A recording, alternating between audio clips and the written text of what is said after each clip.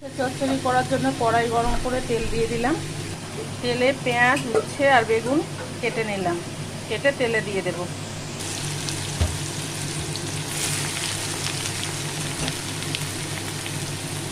আর দিলাম কাঁঠালের বীজ, কয়েকটা কাঁঠালের বীজ ছিল সেগুলো দিয়ে দিলাম। আঁচ বাড়ানোই থাকবে।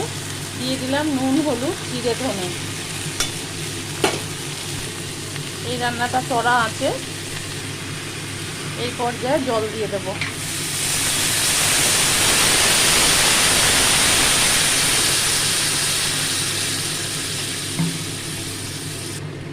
একদম মাখা মাখা চচ্চড়ি হয়ে গেলে নামিয়ে দেব। পুরো চচ্চড়ি আমার হয়ে এসছে। এটাকে এবার আমি এইভাবে ঘুরিয়ে ঘুরিয়ে দেব।